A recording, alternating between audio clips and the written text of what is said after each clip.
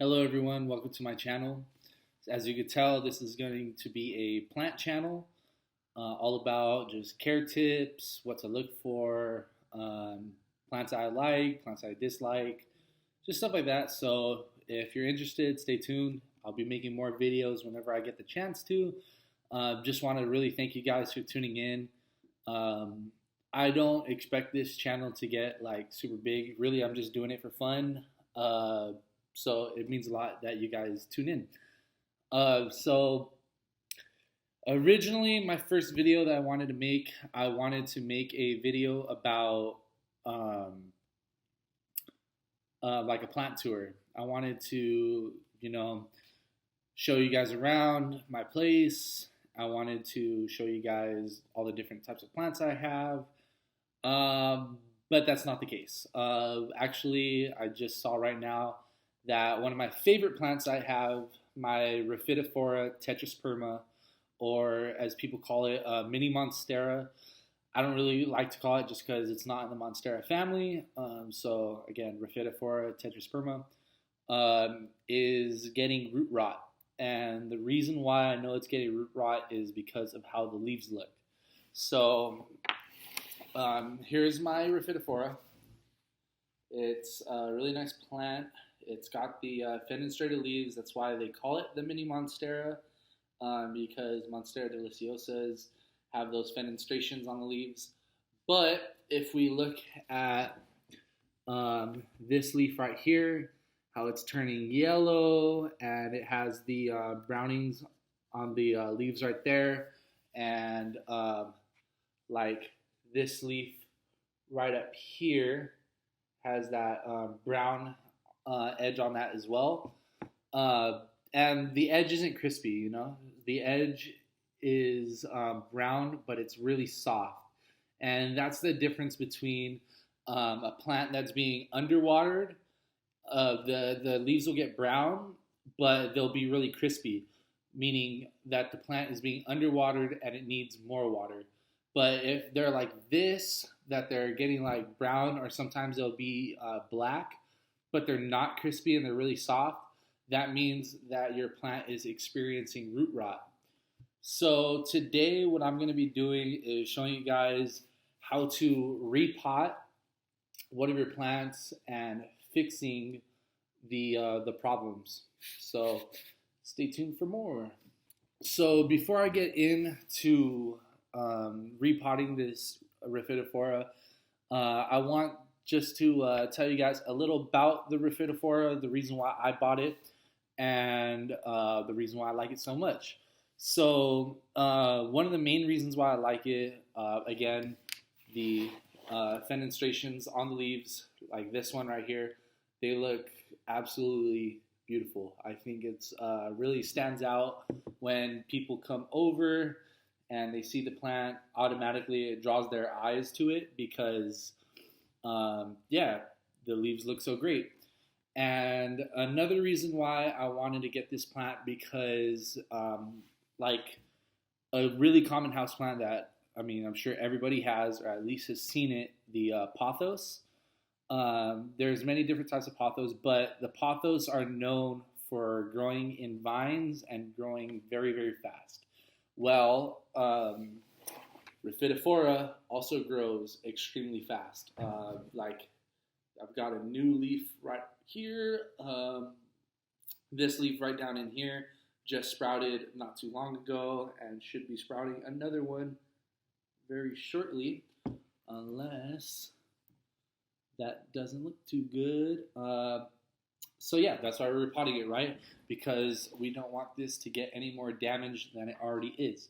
But besides that, the Rhaphidophora grows very, very fast. I'm expecting this to pop out a new leaf about every single week. Like once it's done, fully unfurling and showing off that new leaf, there should be a brand new leaf coming right up behind it and growing right alongside it. So these guys really like to climb. Pothos, typically you see them growing down, and they're in hanging plants, like hanging pots. You could put them in macrame, but these guys instead, you want to have them on the floor and you want to have like a pole that holds them up. They do really good with moss poles. I don't have one yet, but I do plan on getting one. But for now, this is fine, and I also have it up against one of my brick walls that I'm hoping that the aerial roots just grab onto it, and I don't need to buy one. But we'll see. I think it's probably just wishful thinking. Okay, so now you know why I like the Rhaphidophora. It's a really nice, good-looking, fast-growing plant. So with that being said, I wouldn't spend more than I would say $30 on it. And the reason because of that, the reason for that is that this plant is just such a fast-growing plant that you could buy it very small and you could propagate it. The propagation is the exact same way you would propagate a pothos. And again, this is a very extremely fast growing plant. So you could buy it small and watch it just take off and grow. And before you know it, you're going to have a massive plant on your hands. So I wouldn't spend a whole bunch of money on a real big one just because, again, you're kind of wasting your money. Just invest a little bit more time in it and care. And you'll really get to grow more of an attachment to your plant that way, just because you've seen it grow from a little tiny plant all the way to this massive monster that's growing all the way upside your wall. So let's get into the meat of this video, which is going to be repotting this. I'll show you guys how I like to repot my plants. Probably gonna try to stick this guy up more so it stands straighter. I don't know why it's like hanging like that, but that's how I bought it. So gonna try to correct that with this repot, and we're going to get rid of all of these dead roots that are going to be at the bottom because yeah, it's not too good right here. All right, so the first thing I do is, because it's a plastic pot, obviously you can't do it with terracotta, is I just like to give it like a little squeeze on both sides so I can loosen up the roots. From there, I'm gonna grab it. I'm gonna grab the plant from the base, like where it just meets the dirt, and then I'm gonna hold it over. So I have another pot right here just to catch the dirt, so I don't make too big of a mess. Everybody's gonna make a mess, but wow, this one came out pretty good. Yeah, so that doesn't look too great. The soil is really moist. I expected it to be somewhat moist already just because I know that it's got root rot. I try to bottom water this. Typically, other plants I've had, I do bottom watering, and it usually works really well, but maybe I watered it too soon. I'm not sure what the case was and why it's experiencing root rot. But it's all good because we're gonna fix this guy up right now. So I'm trying to look right now as to where I could see the most root rot, or if they're just trying to check the roots, to make sure that they're all good. Maybe just remove some of this topsoil right here just to get more of these roots exposed. But I don't know. It's weird because the plant is behaving adversely, but I don't see really anything that sticks out to me that screams that, oh, these roots are unhealthy. Because roots that typically look, let me see if I could get a good shot. Yeah. Roots that look like that, those are pretty healthy roots. Roots that look rotted, you'll see them, they look like black and they just look really decayed. And it's called root rot for a reason, right? You could tell that the root is rotted. But these guys don't look too bad. I'm not exactly sure what the problem is anymore. But nevertheless, we'll give it fresh soil just as a precaution. And again, well, not again, but I just want a disclaimer right now. I'm not a plant expert. I've done well with the plants I have, and this channel is just what works for me. What works for me, uh, what I do to help grow my plants, what I do to take care of the plants, and I get it. Just not too long ago, I was new to the plant world and growing out my plants. And this channel is more or less for just other beginners that maybe feel overwhelmed with their plants and just want to get another opinion from somebody. Someone who isn't someone who's trying to act like, oh man, I'm just the best plant person in the world, and I'm a botanist, and I know everything about plants. And if you don't do this, then your plant is gonna die. And no, I mean, like, admittedly, I don't know if it's bad or not. I haven't had any problems with it. I use Miracle Grow soil. I don't know if you go into plant communities and stuff like that, people really look down on Miracle Grow for whatever reason. Like, it's a cheap soil, or it's a soil that isn't good. But I've used Miracle Grow for every single one of my plants, and all of them are doing great. They have no problems. Well, except for this guy right now, which I'm trying to figure it out. The soil doesn't seem super wet.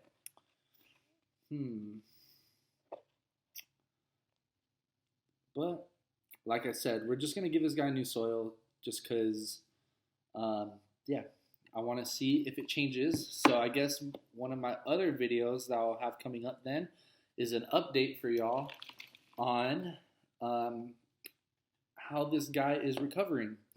If this guy does recover, or if it stays the same, or what. Because if that happens, then I'm going to need to remove some roots. Actually, this root right here is rotted. So let me just snap this guy off. So this root right here looks pretty rotted, like, as you could tell. It just, it's not one of those healthy, big, strong roots. It's really thin at the side. It's black. It just looks like it's been through some stuff. So got to get rid of that. That's probably an unhealthy root right there. But yeah, I mean, for the most part, these guys look really good. These guys don't look too bad. So whoever owned this previously, because I didn't buy it at a big box store, I bought it from a street vendor, basically. So in Pomona, we have our Pomona Art Walk, and people sell plants, and they sell food, and they sell a bunch of stuff. Well, she was selling this Rhaphidophora, and it looked really nice, so I bought it. But she has bark, which is good because these guys don't like to sit in in water, because again, they'll get root rot. So she has a mixture of perlite, bark, and it looks just like some regular good soil that helps drain well and not retain a lot of water, which is what you want for these guys. So that's good. But yeah, just looking at it, I don't want to disturb the roots too much, because then again, the plant may go in shock from all the damage to the roots. Pulling off dead roots is good. Damaging the current root system and doing stuff to roots that aren't dead is a bad thing. Don't want to do that. So I just got another root right here. It was looking like it had some dead ends on it. Didn't look too great. And, there's other stuff I could do too. If this guy doesn't end up recovering and it looks like he's gonna die or something, or if I pull off this yellow leaf right here and the next leaf up right here, it's starting to have a little bit of browning. But if this guy starts really turning its color yellow and looks like it's starting to decay, another solution that I have for this is, again, propagating it. It's not the ideal solution, but it'll work. I'll save the plant. I could do it that way. Again, it's not ideal, but hey, You live and you learn, right? So I think what I'm gonna do now is just leave it as it is, because again, I don't really see any other roots that I want to pull off. But I'm gonna just get all the soil in here, and I'm just gonna repot it in this guy. It fits well. It's a good enough pot for it. Typically, you want to go about like 2 inches bigger. So like when you see, I don't know if you guys can see that, but as long as there's about like an inch or two from like where the plant is to the edge of the pot, that's a big enough pot for it. It'll have plenty of room to grow, and it'll do fine like that. And then this pot right here has plenty of drainage soils. A lot of nursery pots, such as this one, have they typically have a whole gang of holes on the bottom for drainage. So this is a really good pot to avoid root rot. If you're a beginner and you're worried about overwatering your plants, then I suggest you keeping the plants that you buy in a nursery pot for a while, just so you can get used to the watering schedule and getting on a schedule. So for a Rhaphidophora, you typically want to water it when the leaves start to wilt. So you'll see visibly that these guys will start to droop. These guys will let you know that, hey, I need water. It's time to water me. And then, like I said, I like to bottom water, which is you just get like a saucer, and then you place it into some water, and then you leave it there for, I don't know, like 30 minutes, and you'll see the water line wherever you place it in. It'll go down because this will absorb the water, and that's how it does it. And then once it's done, you just take it out, you dump out the excess, and this guy will have got all the water it needs. So this is how we're going to do it. So all of this other soil right here that we just pulled out, obviously we don't want to use it. This is probably something right here. So you typically don't want soil with these little beads. If you see these little beads in the soil, it's not good, because these guys are water retaining gel. And like I just previously said, you don't want these guys sitting in a lot of water. You want well draining soil. So it doesn't make sense for this previous person to have put bark and a soil with water retaining gels. So it's pretty good that we're switching this out, because those water retaining gels will hold too much water and rot your roots, and then you have the problem that I'm having right now. So we'll just clean off this little area. And again, I'm going to use Miracle-Gro. I don't have any problem with this guy. From what I can tell too, there's no water retention gels in here. So, hey, these work fine. So we're going to put this guy over here. I'm going to leave it alone for now. Stay. And so what you do when you repot is you want to fill up about a third of the way up your soil. So you can see that little shadow in there. It's like a third of the way up. And this potting soil that I'm using is a potting mix for just indoor plants. You know, they have ones for succulents. That one's good as well. I just typically don't use it for tropicals. I know that there are a lot of tropicals, like I said, that don't want to sit in water. You can use a mixture of that, but typically I just don't go through all the trouble of doing that. I like to just buy the soil right there. I don't want to mix a whole bunch of them.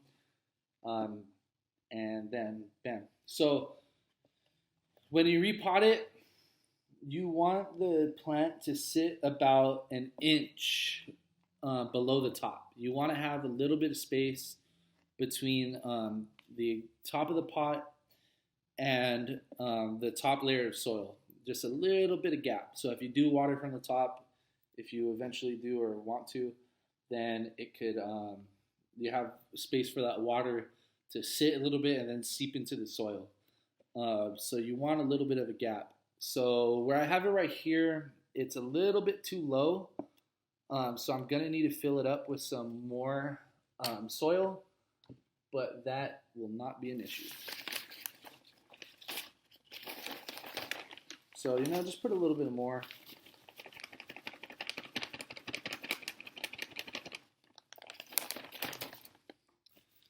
All right, so I'm about halfway now. It's all good.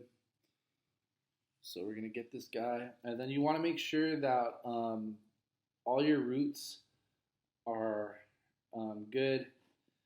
You want roots. You want to typically loosen up a lot of these roots too, so they have room to grow. They could grow naturally as well. I'm just gonna pull this guy off now, just because I'm tired of looking at it. It reminds me of the mistakes I made. But hey, it's all good. Plants are resilient. Plants will survive. It's not the end of the world. So then what I do now is get my hand in there, and I'm gonna start filling. And then you want to, don't be afraid. Get your fingers in there and push down the soil in there. You don't want big air pockets of soil because that is bad. You don't want the dirt absolutely compressed and compacted, but you don't want big air pockets as well. That is not good.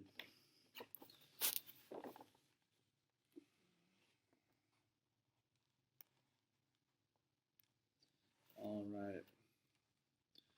So I'm just going around the pot right now, making sure that, I've got this centered in the middle of the pot where I want it. Making sure that I'm getting this dirt, the new soil in there real nice. And, the soil is a little dry, so I might give it a little bit of watering just to just wet it so it matches a little bit of the other soil, because the soil that is currently in with all the roots is pretty damp. It's not soaking, but it is a little bit damp. And if you do have it where the root ball is absolutely like moist and it's really wet, and then you all of a sudden introduce it to new soil that's dry, again, your root system may go into shock, and you will see your plant respond adversely to it. So you definitely want to make sure that you do the best you can to be gentle to your roots, be kind to it, so it doesn't get mad at you. Yeah. So again, I'm just going around, making sure that I'm putting it all in the right spots, making sure that I'm packing it down in there. Not too tight, but just good enough where the roots are behaving well, and I have the plant where I want it to be. This looks pretty good right now. All right. Maybe could use a little bit of soil. So when you are growing a pothos or a Rhaphidophora tetrasperma, you'll notice that along where each of these leaves pop out, right behind it is these little nodes. So there's a little node right in there, bam, and then those nodes are actually aerial roots. So in the wild, these plants will grow up trees. So they start off at the bottom of the jungle floor, and they will they'll find their ways up trees with these aerial roots. They'll sprout out a new root, a new leaf. Right behind that new leaf comes a little node, and that node grows out into a root and then wraps around a tree, and then that's how it climbs. So, what people do now is they just tie these up. But like I said, with a moss pole, it will actually naturally do that itself because the moss in the pole will also start sucking up water as well. And then these little nodes, these little aerial roots, will start searching for that water inside of the moss, and then it'll grab onto that. So that's why you typically want a moss pole for these guys, because it mimics the natural habitat of these guys, and it makes them happier. So if you want a big, nice, healthy Rhaphidophora tetrasperma, I do suggest buying one of those. Again, I am planning on it, but it's not a huge need right now. I think I could get by just fine with what I have.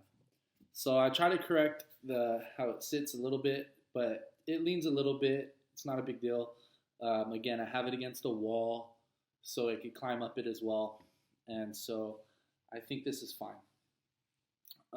So the next steps I have for this guy is just to soak up just run a little bit of water through it, just a little bit. I don't want to soak it too much, again, just because the previous roots were, it was experiencing some root rot. So it'd be kind of counterintuitive to, again, wet it again a whole bunch, start soaking it, because this guy will probably get real mad at me. But I'm just going to wet it just a little bit, just to get it settled in somewhere. It also lets the freshly put soil to sink in a little bit, so I could get rid of air pockets if there is any, which there might be. It's not a huge deal. Again, just not if it's just massive air pockets. So yeah, that's it. I hope you guys enjoyed this video. I hope it was very insightful. I hope you learned a lot of information from it. I hope I get better making videos. I know I rambled a little bit, but yeah, thank you guys for tuning in. Hey guys, I just want to reiterate, I'm really grateful for whoever tuned in and watched this video. If you got this far, I really love you for that.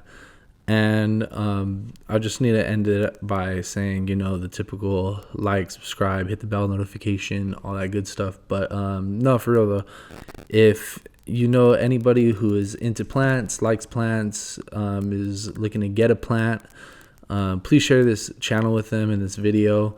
I'm going to be making a lot more plant videos soon. I do want to do a plant tour of my house.